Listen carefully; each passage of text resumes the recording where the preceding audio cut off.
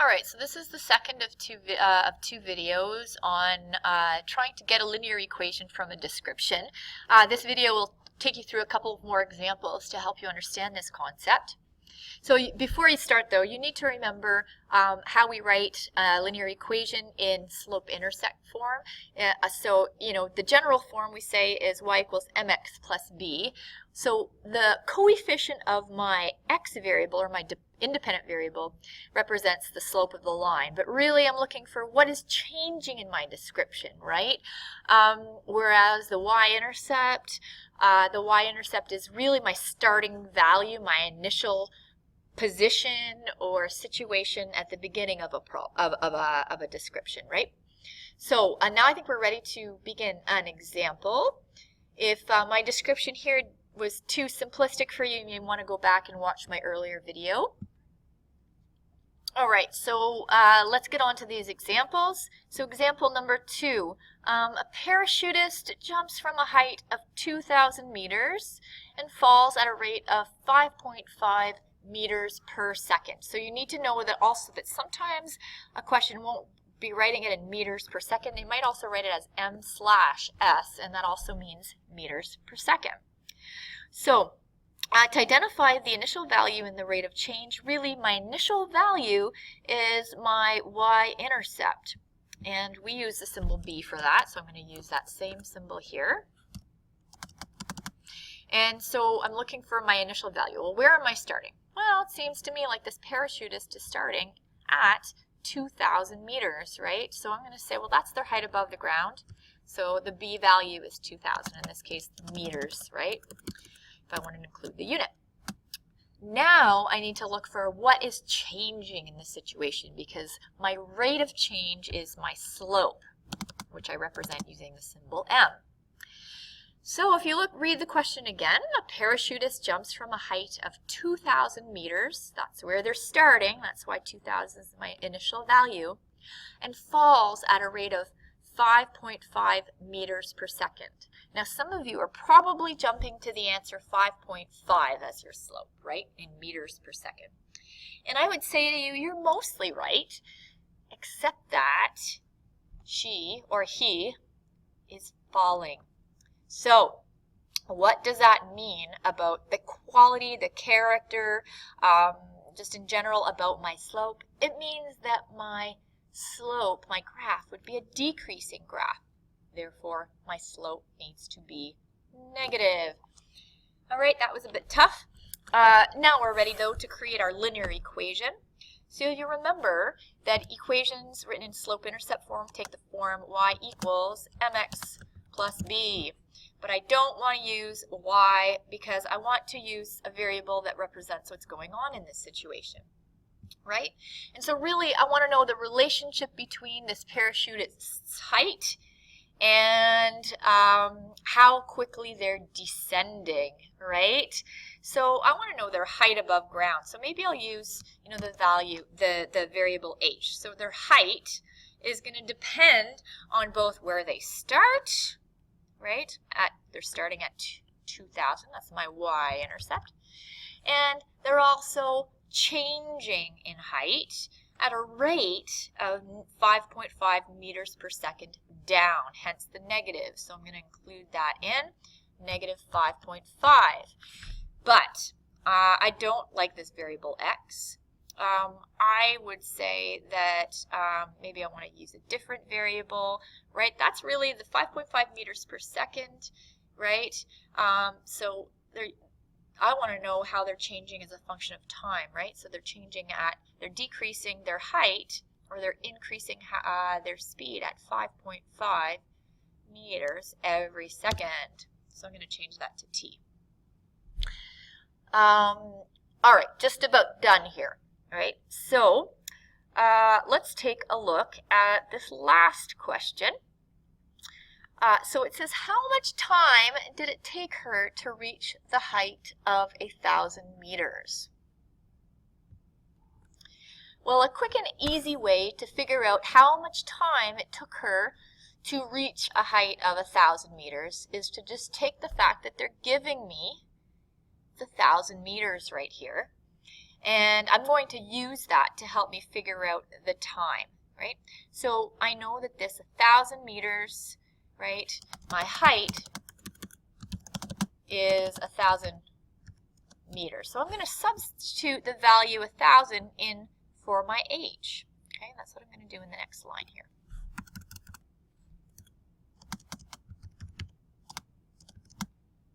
Right, and I know that the height is going to be equal to negative 5.5, because that's how quickly they're going down, t plus 2,000.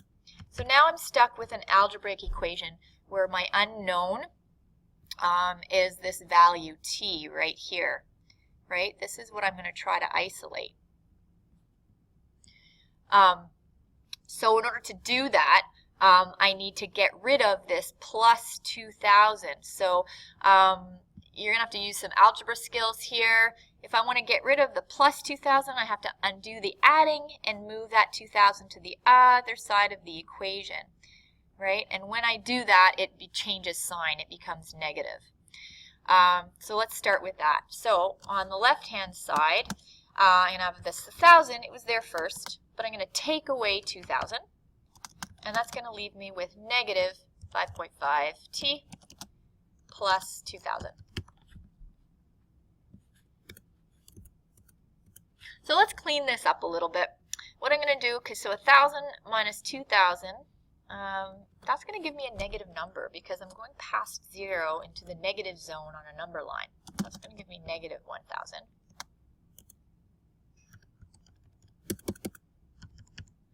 And that's, oops, except I forgot to get rid of this little bit of business right here. And that's equal to negative 5.5 t. Now, I still have not isolated t, and so in order to do that, I'm going to have to divide both sides by negative 5.5. Why, Miss Muse, you say? Well, remember that when I say negative 5.5 times t, I need to undo the multiplication by dividing. Right? I need to undo it by dividing. And so what that does is that cancels out, that divides out the negative 5.5. Negative 5.5 divided by itself will give me 1. But remember, whatever I do to one side, I need to do to the other.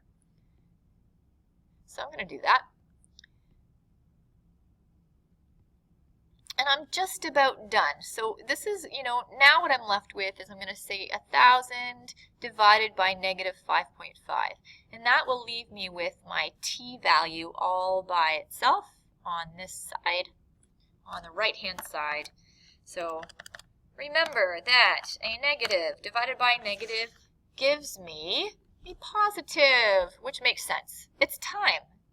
If you figure out how to get negative time, let me know. Gives me about 181.81 repeated. I'm going to round that to the nearest second. Who's talking about milliseconds these days? 182 seconds, right? So we know there's, 60 seconds in a minute.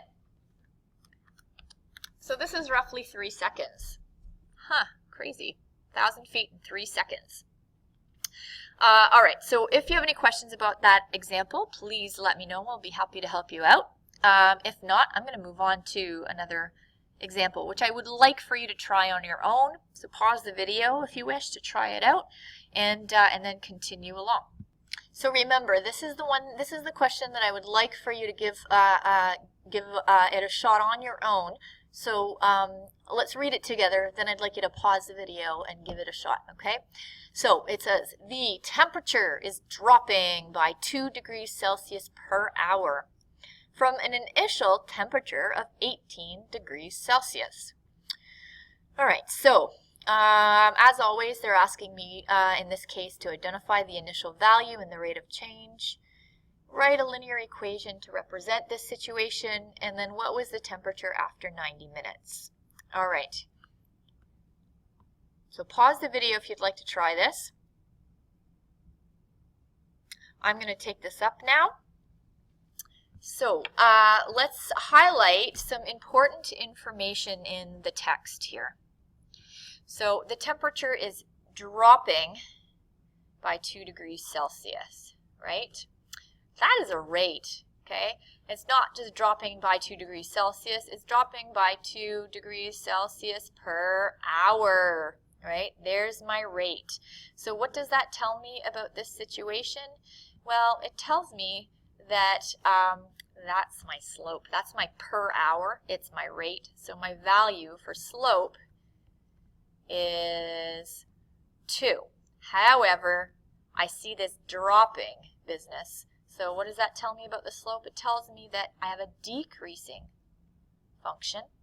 So I'm going to put a little negative in front here. All right, next part. So the next part of this is that it says from an initial temperature. So I have an initial temperature of 18 degrees Celsius. So I can also just put that down, right? So that's my starting point. That's my initial value, and that is basically what the meaning of my y-intercept is. So I'm at 18 degrees Celsius. That's a positive 18, so my 18 is a positive number. Okay, write a linear equation to represent this situation. Okay, remember, I always want to use the form y equals mx plus b. But in this case, I want to use different variables because this is a real life situation, right? So if I want to know the temperature, right, and how the temperature is affected by the hours, right, because I know that's dropping every hour, I might want to choose different variables. So instead, I'm going to write this as t is equal to the value of my slope times the number of hours, right? Because the temperature is changing every hour. How much is it changing? Well, it's dropping by 2 degrees every hour, right? But I needed to know where it started if I wanted to know where it's going to end up. Where did it start? It started at 18 degrees Celsius. There I go. So I have an equation t equals negative 2h plus 18. So now I'm ready to use my equation to figure out what the temperature would be after 90 minutes. This is a bit of a tougher question, so we're going to need to think about it. So I was just looking at this equation. I thought, oh, well, this might be confusing. I've got 2 different t's here, right? Both representing, each representing a different thing in the same equation, right? So notice that I use the capital T for the temperature and the little t for time. I'm not so sure I like that, so I think I might just rewrite that using a different variable for my hours, right? So temperature is going to be, it's dropping by 2 degrees every hour, but then I'm going to say, all right, 18 degrees is where I started, right? So I'm going to use h instead, I think, but this is the problem. They want me to know what is the temperature after 90 minutes, right? And so I can't plug in 90 minutes because this equation works for hours, right? I know it's dropping negative 2 degrees per hour, right? So I really need to have my time in units of minutes. So what is 90 minutes? Well, there's 60 minutes in an hour, so 90 minutes is exactly 1.5 hours, right? So that's actually what I need to submit there, put that in there. Otherwise, 90 times negative 2 is going to give me negative 180 degrees Celsius plus 18, and that, that answer obviously does not make sense considering my rate. Right, so negative 2 degrees Celsius is what it's dropping by per hour, but I'm not actually leaving it for just 1 hour. I want to know what it is after 1.5 hours. Right, so negative 2 times 1.5 hours. And then I need to add in that initial 18 degrees because that's where I started. Right, so I'm going to use some mental math here. So I have, 2 times 1.5, right, that will give me 3. But a negative times a positive gives me a negative, so negative 3. Right, that's the effect of the 1.5 hour drop, right, which should make sense to you. And then I'm going to add in where I started, right? I started at 18, so 18 degrees. Take away the 3 degrees drop after 1.5 hours gives me 15 degrees Celsius, and that's totally a reasonable drop for an hour and a half's worth of time that I've been measuring the temperature changing. All right, so there's a worksheet associated with this lesson, so make sure that you grab that from me if you haven't yet, and be sure to ask questions if you have any.